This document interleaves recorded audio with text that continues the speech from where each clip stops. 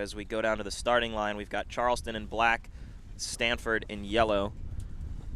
And Stanford has also made a skipper change, actually. Mateo Vargas has gone in with Tally Buckstaff, replacing Kieran Chung and Yuri Namikawa. So they should be starting in the middle now for Stanford. Stanford's got an interesting roster system. They have so much talent. They've got so many players, and they all get a chance to play throughout the season. They also bring them all to these national championships. I think they had 12 people on the roster at semifinals. I would love to see their travel budget. They're backed by the Stanford Athletic Department, one of the deepest, best athletic programs of any college in America. And we see people kind of stacked at the boat, maybe a bit of a right shift, as there's the start right there. So 2 boats for Charleston on top of each other. Oh, we got one over early. Stanford going back. So, only Stanford. Yep, so it looks like Stanford's going to control both edges at least. 2 Charleston boats with a great start in the middle, and that boat on the right at least has 1 pair. And I think that Charleston's got this pair on the left, so I'd say advantage to Charleston early. Yep, there you see Stanford tacking and ducking both boats. Stanford tacking right into a covering position on the left side. A little bit unbalanced, though. You got 2 Charleston boats over here, one of which is going way far left, and 2 Stanford boats on the other side. Is that, I guess your boat, Charleston, is going to go across the course. Yeah, smart job there, covering the right. And, yeah, I think that's Mac Mace on the right side in that threesome in between those 2 Stanford boats, but certainly controlling the back one. And you see that lead Stanford boat on the right side not slowing at all. So I'd say that Charleston's trying to fleet race up the course here, use their speed and sail away. The other boats on the course, Roger Williams and Yale, that race will be coming up in just a few minutes. For now, it's the yellow and black.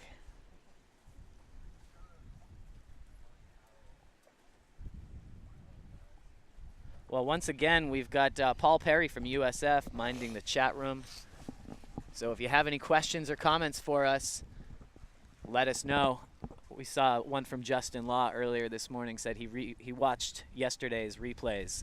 And he said those dial downs were, what was his word?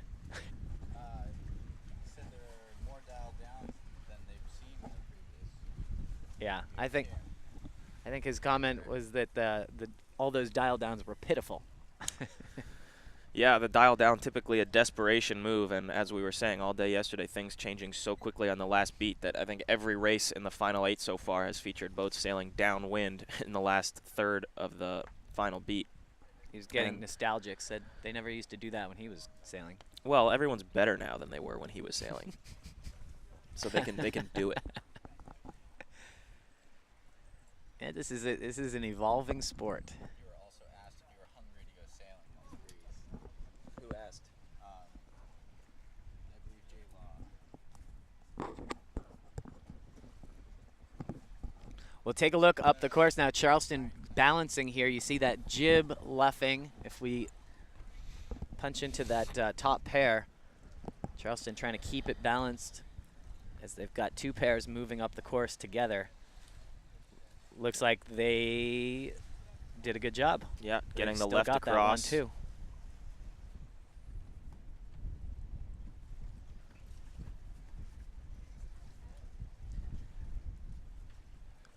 Wow, that could have been a mass collision there. And Mac Mace doing a nice job playing forward here, getting himself trying to stay involved in that lead pack since Stanford had that boat over early and is a deep 6. Sorry for that interruption.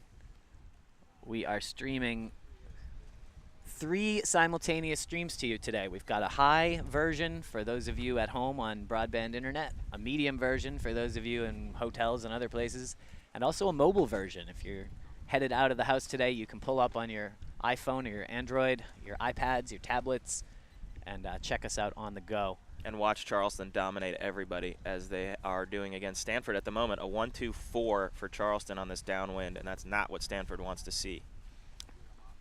This from your impartial commentator, Zeke Horowitz. Yeah, and I appreciate that from Justin Law, that comment. And all I got to say is don't let me see you in the 6 in a 2-3-6 at the Hinman, because I'm going to take you to Housetown. Justin Law getting called out. That's what it's all about. All right, well, it looks like your Cougars are looking good for the moment. Let's take a peek down at the starting line. We have a new race coming up. This is 111, Roger Williams in blue, Yale in red. Right off the line, what are we seeing? Looks like Yale's got 2 pairs. Oh, 3 pairs as Boat tacks and ducks everybody to restart. So, But I think the Raj might be controlling that right side with a good start at the Boat and maybe leading out to the right. So tough to tell. Now we've got 3 boats far right for the Raj and 3 boats far left for Yale. that's an unusual look. We do know that that late starter from Roger Williams in the 6, and it looks like that Yale boat on the right side has got the 1. So advantage Yale off the start. Yale leading on the left as well, and balancing on the right. So we're going to have possibly a 1-2 off the line for Yale.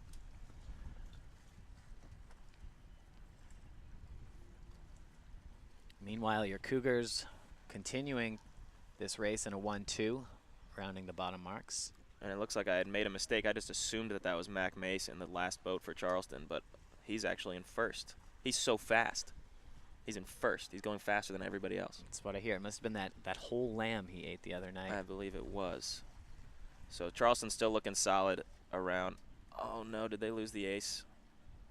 They lost the ace. All right, let's pan to the right and check out the black and yellow boats real quick so you can see what we're talking about. That's Charleston in black leading Stanford in yellow. As Zeke mentioned, they had a 1-2 and ace in the hole, but now it's a 1-2-6 for Charleston. Looked like there was a voluntary spin there by the last boat. I think that's Juan for Charleston. So 1-2-6 going up the last beat. Juan Magley, the Olympian from Guatemala.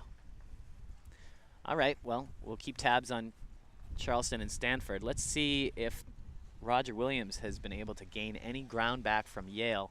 The red and blue boats now halfway up the beat. They're all spread out here. There's the group on the right, and it looks like Yale still in control there as we have that lead boat crossing everybody. Yep, 2 pairs for Yale on the right side. The other pair way over on the left. Coming back across, and Yale's got that one too. So Roger Williams not well positioned after the start, and they're paying for it on this first leg.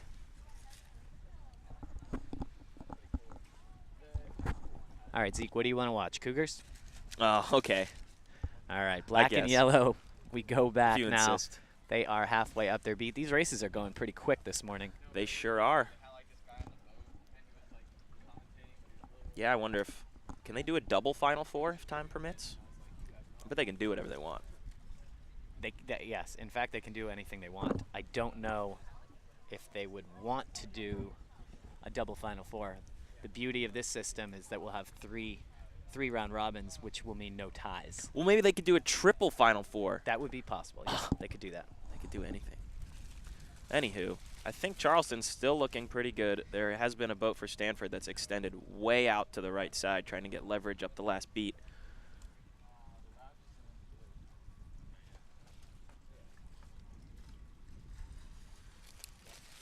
And that last boat for Charleston, Juan, is getting leverage to the left in desperation mode, trying to pick up that ace for his team, racing hard. So that pair on the right now coming back across. Charleston well ahead and still leading on the left as now Juan Magley is just tacked back from the left, trying to race forward.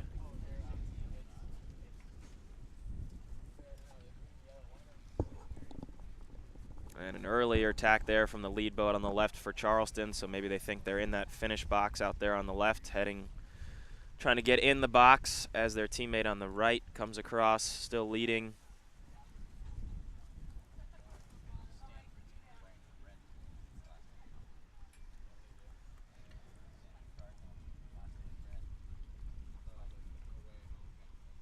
Well, it does appear to be a little bit steadier today than yesterday. We're not seeing these races get turned upside down on the final beat. Still plenty of opportunity to come back. We saw that St. Mary's race got pretty well mixed up. Yep. But St. Mary's still able to clinch that one. And there's Spectre crossing from the right side of the course with his crew, Ali Blumenthal. Well, Charleston making that one look easy. That's going to be a 1-2. We've also got in the foreground Yale continuing with a 1-2 and an ace in the hole.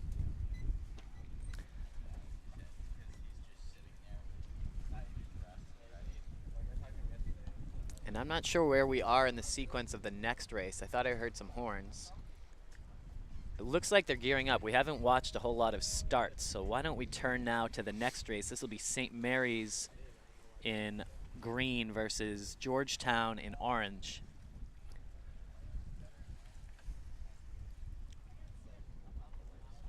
Little pre-start maneuvering here.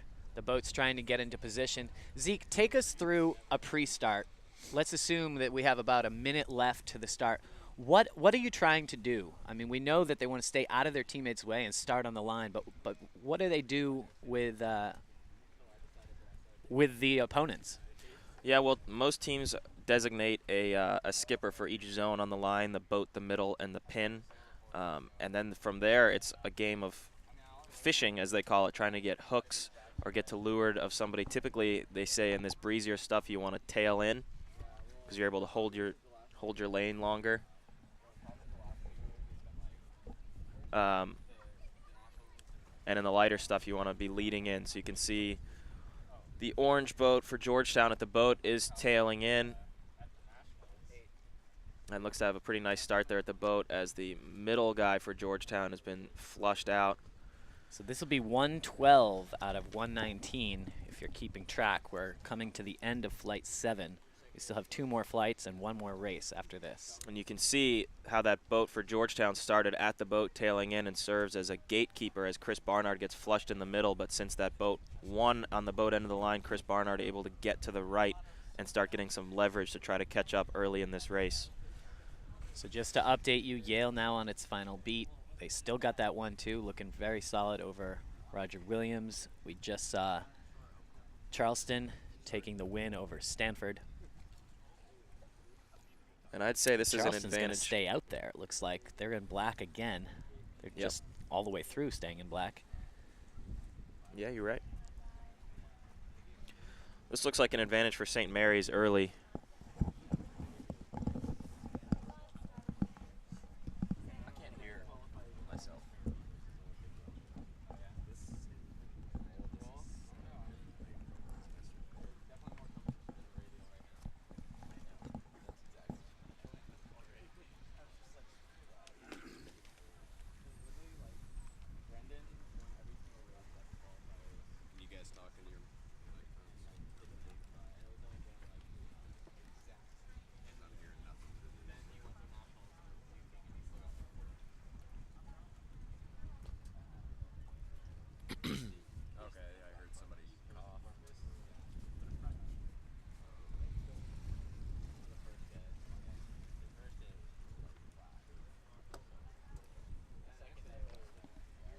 So if we shift back to that last beat, looks good for Yale in the red boats against Roger in the blue. They seem to have all pairs covered, although don't get confused with that. Furthest left boat is actually an orange boat, and now we can see the fleet spreading out, the 2 races spreading out, I should say. But yeah, Yale controlling with a 1-2 and an ace in the hole on the last beat against the Dodge.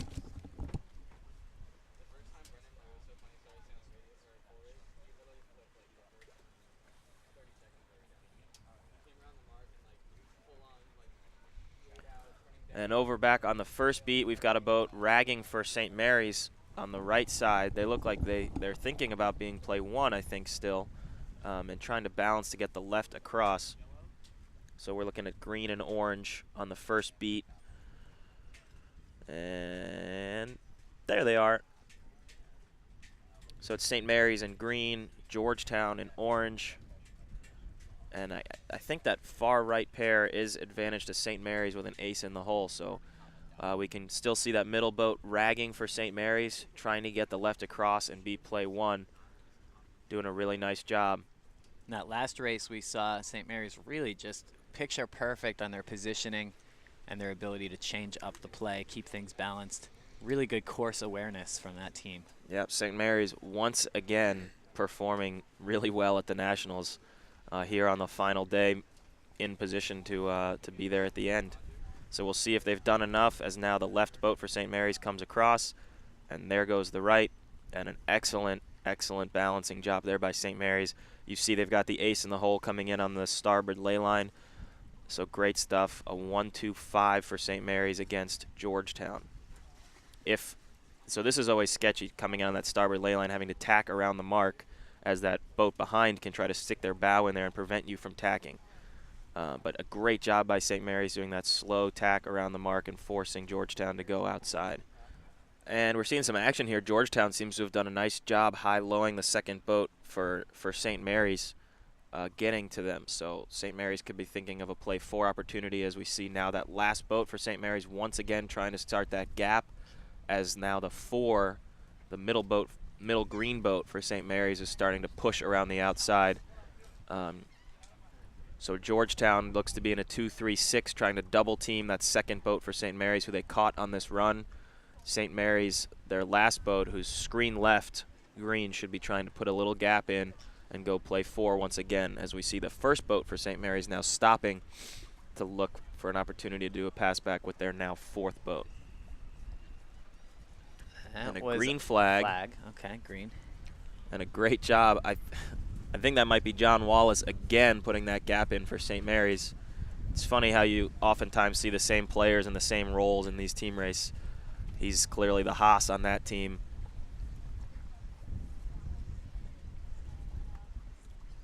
Oh, but getting a hook now, though. Yeah, hard to tell if that inside green boat might have. No, he won't. So Georgetown also doing a great job trying to execute here, and maybe have they gotten it? Are they played 2? Not quite.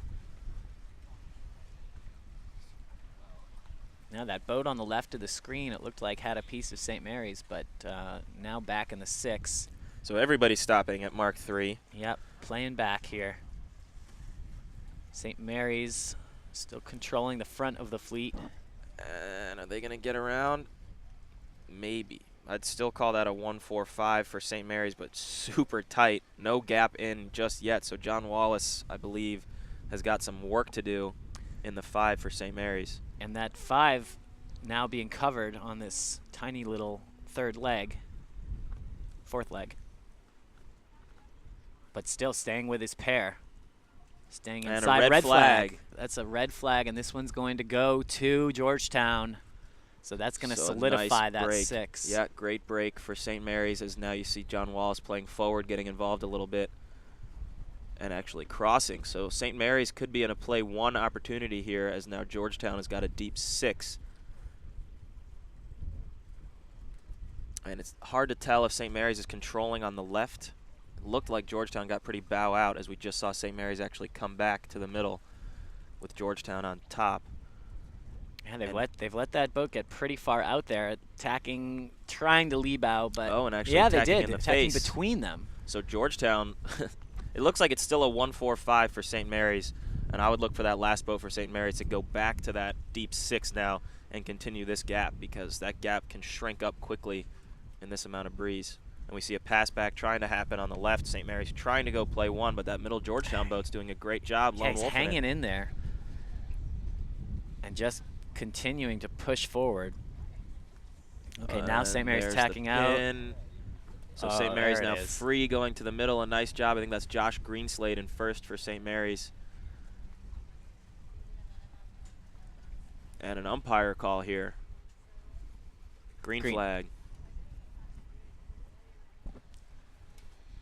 So if there's a lefty on this course, St. Mary's could be looking at a play 1, as they're now coming back with the threesome on the right. Exactly, and kudos to Georgetown for sticking with that, hanging in there, and forcing St. Mary's to get unbalanced that way. As they come back across, Georgetown has a in the new one. opportunity here for a pass back on the left side. So St. Mary's has given up the 1 and thinking play 2 as Georgetown now swoops to try to get a ride on somebody. But let's look for St. Mary's here. We've seen them all day and all regatta and all their life. So good at changing plays. Now they've committed to the play 2, and can they execute it? It's going to be tough with that pair in the middle. I don't know if St. Mary's has any piece of them.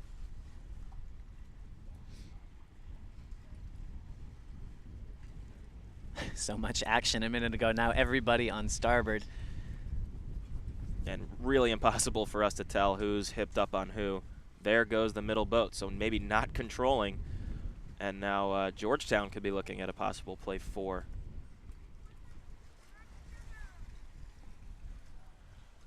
Now those boats are not ley line, but they are getting there.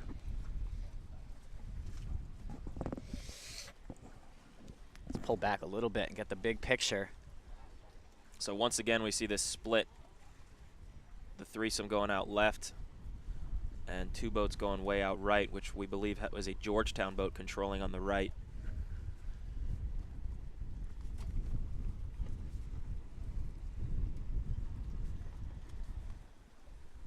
Is Georgetown going to be able to pin on the right, I wonder? It looks like they are. We'll let them go. Let's get back to that group of 4 on the left and see where everyone's crossing. And Georgetown's leading from the left. They are. 2 pairs on the left. Wow. So Georgetown just, it looked like just boat speed mostly. Able to find a bit of clear air. Absolutely. It was, we were just commenting on that. Everybody on starboard for a minute after all that team racing action on a little break for some drag racing, and advantage Georgetown on the boat That St. speed. Mary's boat on the left of your screen tacking now has now gotten way behind. It looks like behind all 3 of the other boats. And as we know, that pair on the right still controlled by Georgetown. Yep. So it looks like Georgetown in a really strong position. You can see one boat already laying the finish. That boat's going to get the 1. Does St. Mary's have any desperation play here? I think they're just going to go fast and try to, hope for a big lefty or something. Let's get in real close, see if we can see a finish order here. Looks to me like Georgetown's got it. It's a close finish.